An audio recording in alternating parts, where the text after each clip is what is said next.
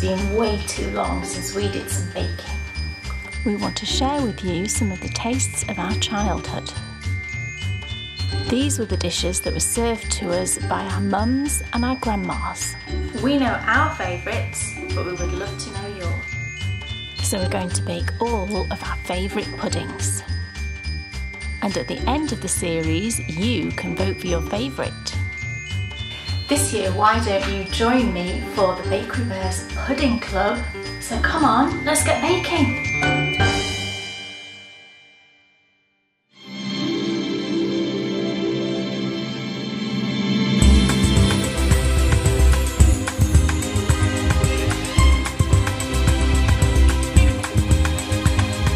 Ladies and gentlemen, today we tackle the nemesis of so many chefs. Yes, together we're going to make a meringue roulade. Now it's difficult to pinpoint exactly when meringue was invented, but what we know is this. It first appeared in print in France in 1692. Celebrity chef and cook to French royalty François Massielot was the man who introduced the world to this wonderful confection. He worked here at the Palace of Versailles, and there's no doubt he will have made it for King Louis of France. But he didn't invent the dish.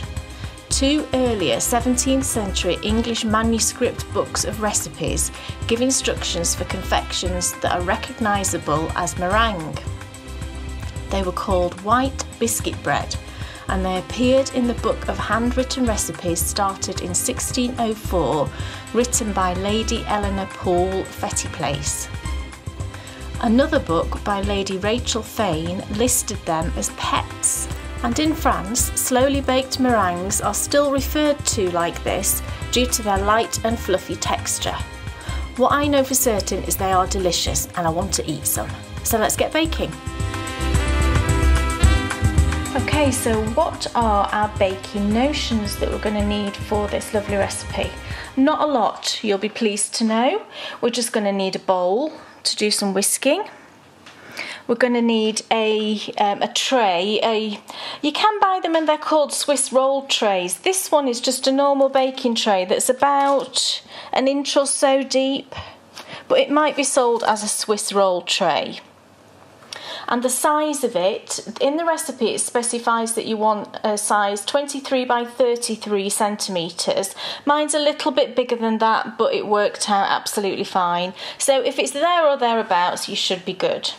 And what I've done with this is I've just put a small amount of sunflower oil all over the base of the tray, and then I've lined it with some baking parchment. So that's all ready.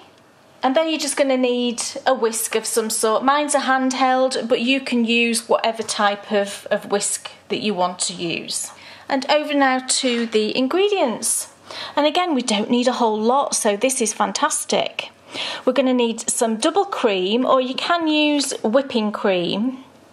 Either of those work perfectly well. And I think in the States this might be called heavy cream, but double cream is what we know it as here. It's the slightly thicker one. Some caster sugar, which again in America is called something else, but it's the very fine white sugar. We're going to need 4 eggs, 4 egg whites, but obviously you need the whole eggs to get the whites. And then we're going to need some fresh fruit. Now the recipe just calls for strawberries, but I'm using strawberries, raspberries and some blueberries as well. And you're going to need about 250 grams of fruit. When I've made it before, I did use that amount, but I felt like it could use a bit more, so I've got about 300 grams there. As for the amounts of ingredients, the double cream, you're going to need 300 millilitres of the double cream. For the caster sugar, you're going to use 250 grams of that.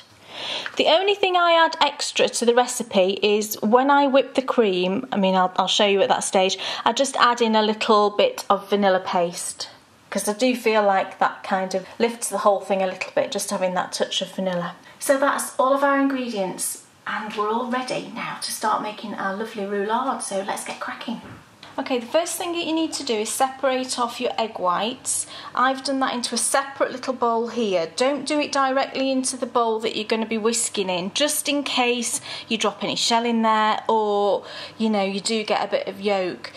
you've really got to try and not get any yolk in with your egg whites. If you do get yolk in there, it will affect how well they whip up. So you do have to really keep it yolk free. There's loads of different ways that you can separate off your whites to your yolks. All that I do is I just break the egg in half and then sort of just let as much white come out of one half as will naturally come out, and then I just pour the yolk into the other half and let the rest drip out. Always works out for me, touch wood. So what we need to do then is pop it into the bowl. We're going to whisk it in.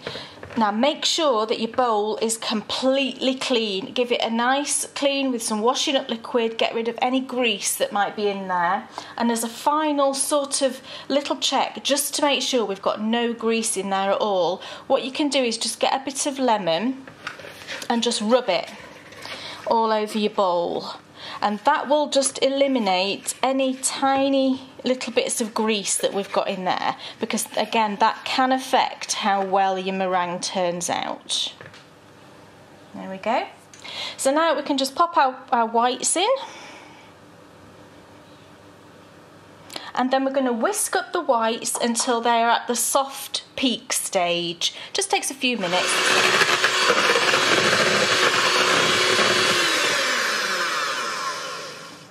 Okay, you can see now it's at that stage where if you lift up your beaters, if you're using beaters, you get little peaks in the meringue. So that's the stage we want to be at. And now we're going to add the sugar. Now we need to just do this a little bit at a time, so about a tablespoon at a time. Whisk it in, keep doing that until it's all been whisked in.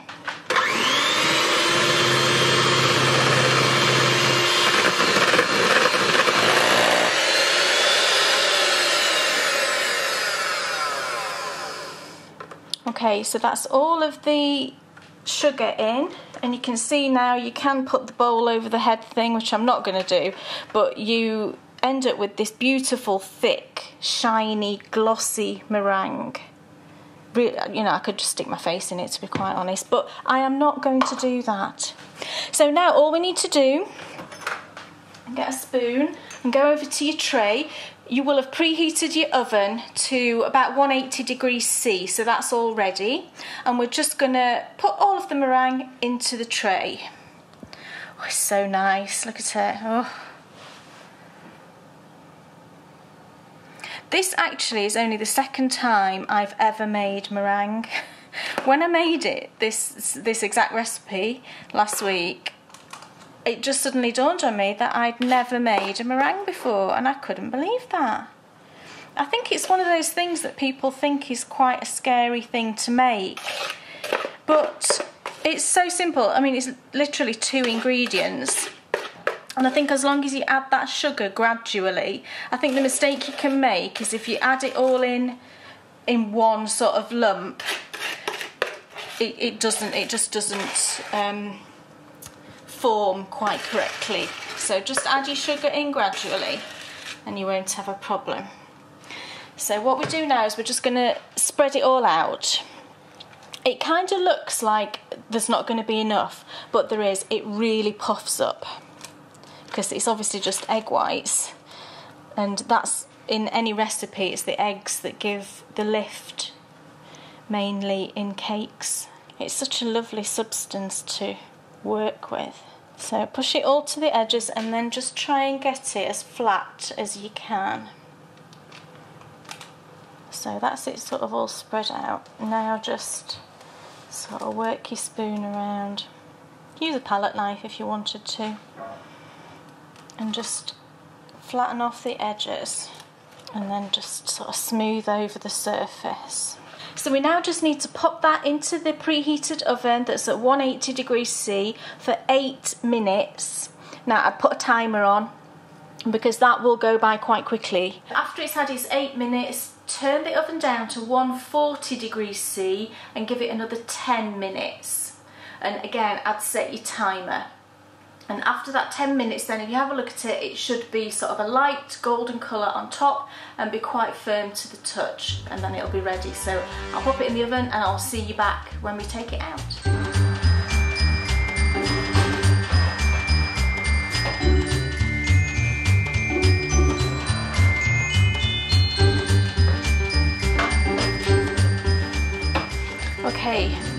There we go, you can see it's this kind of lovely, oh, it's like a perfect wedding dress colour. I've got weddings on the brain. It's just a beautiful pale golden colour, and when you touch it, it'll feel, you know, firm to the touch. Now we need to flip that straight away onto some baking parchment. So the best method I've found is I've got a cooling rack underneath here with baking parchment on top. And what I'm going to do is I'm going to put that on top like this and then flip it. So on top, and then grab hold of the tray underneath and flip it right side. And again, be careful because it's going to be hot. It should just come off because you oiled it. There we go. Lovely. And we need to now peel off the parchment from the meringue. So just find a corner and just loosen it all the way around, and then just gently peel it back. You might lose just a tiny little top layer of meringue, but it's nothing to worry about. Just peel it gently back.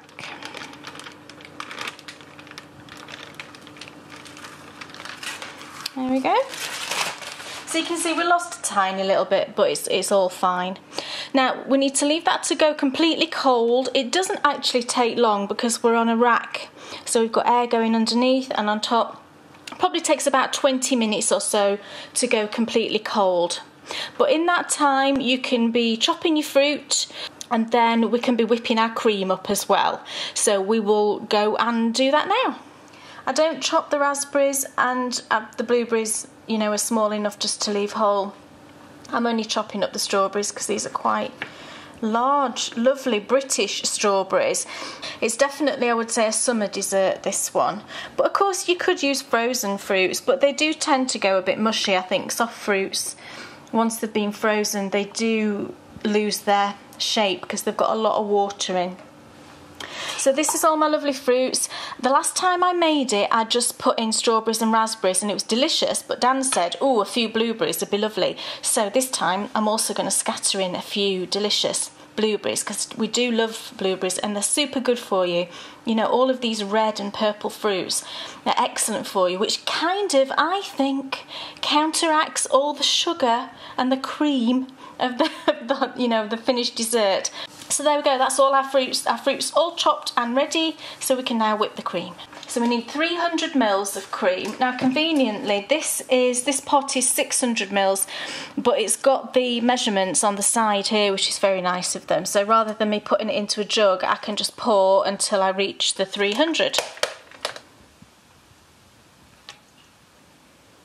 So that's 300 ml of double cream. And then the recipe doesn't call for this, but I just add in a little bit of vanilla paste or vanilla extract, whichever you want to use, but make sure it's the good stuff. It's the Madagascan one. Don't get the vanilla essence because that's just basically all alcohol. It's really unpleasant. So I'm just going to drop in just a little blob. There we go. So now we're going to whip the cream. Now, the thing with whipping cream is you don't want to over whip it. It goes very quickly. When it reaches that point of being just perfectly soft, sort of soft folding cream, it will then go almost to butter, you know, if you're not careful. So go kind of steady when you feel like it's near to that sort of, just, you want it to be a soft, you know, you scoop in and you drop it and it's just like a soft blanket of cream. You don't want butter for sure. Okay, so you can see that that's lovely and soft and just billowy. If we'd have gone another sort of 30 seconds past that, it would have just been too thick. So that's our cream all ready. Okay, so this is where it can all go horribly wrong. We're going to put the cream on, we're going to put the fruit on, and then we're going to roll it. And just bear in mind, I've only done this once before and it was okay. It was all right, wasn't it? So touch wood, it goes all right. So first thing we need to do is get your cream, and we're going to spread it all over the meringue, which now is cold. You don't want it warm at all, because putting cold cream onto a warm meringue is just a disaster. So we want this lovely soft cream. It's just beautiful, and it's flecked with the vanilla. So put blobs all over first of all. This would be such a beautiful thing to serve at, you know, like a beautiful summer picnic or barbecue. Just so lovely. It's very light and summery and fresh tasting. It's just gorgeous. So now just spread it out all over. Don't worry about these little crumbly bits that come off. It's fine. There's nothing to worry. You will inevitably get that with meringue.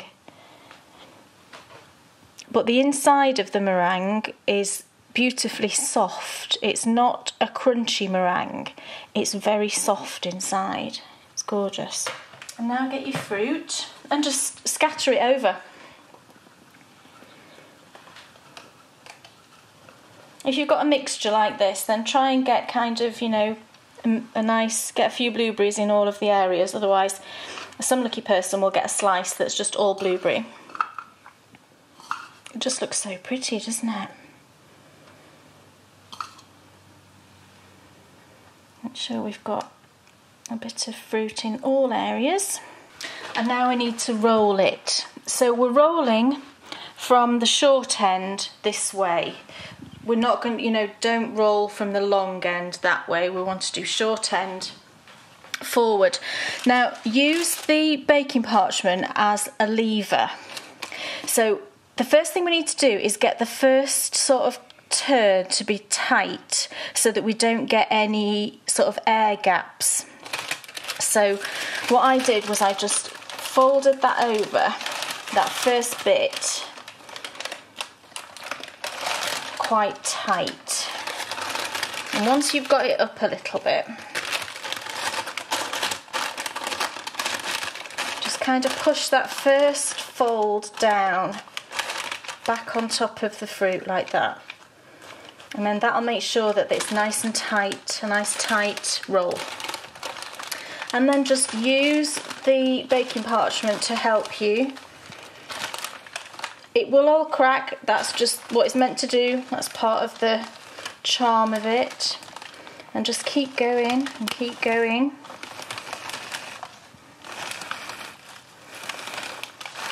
Okay, and you want to end up with this join on the bottom. So you'll probably just have to do a bit of manoeuvring. There we go, I can feel that that join now is on the bottom, so I'm just going to turn it around. It's mammoth, isn't it? Isn't it wonderfully huge? And then get a plate ready. And we're going to kind of just tip it that way and pull it over onto the plate. There we go. One slightly different thing I did to the recipe is in the recipe, just before you put the meringue in the oven, it's a Mary Berry recipe, she scatters over the top flaked almonds. I haven't done that as just a personal preference, but if you do that, then all of this outside will be covered in flaked almonds at this point. So that's entirely up to you whether you do that or not. But then I'm just going to add a little flourish of icing sugar snow on top. And we are done.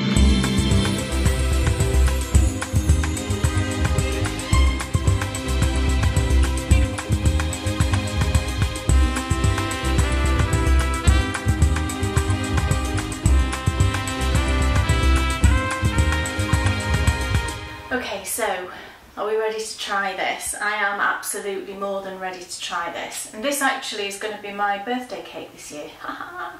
Look how lucky am I. You can, if you wanted to, make like a fruit coulis to pour on top. I don't find that it really needs anything else, but if you wanted to sort of, you know, zhuzh it up even more, you could make a little fruit coulis just to pour on top. But here we go, I've got a bit of everything. Oh my goodness, the meringue is slightly chewy. You know, it's that beautiful meringue where it's soft but then a little bit of chew, and the fruit is gorgeous. My favourite fruit in it actually is the raspberry, because raspberries aren't as sweet, are they, as say strawberries, and I think it kind of cuts through that sweetness. It's absolutely amazing. I really encourage you to give this a go. It's the perfect time of year for making this now. We all seem to be having a very warm May, certainly in the hemisphere of the world where we are. So it's just absolutely perfect, and completely perfect for a wedding. You know, we had some of this when it was the royal wedding. I was watching it and I was having a piece, and it just felt so festive, you know, in a summery kind of way. It's absolutely fabulous. So there we go. That is, in my case, it's mixed fruit meringue roulade, and it's fantastic. And we will see you next time for more Pudding Club. I'm going to go and eat the rest of this now.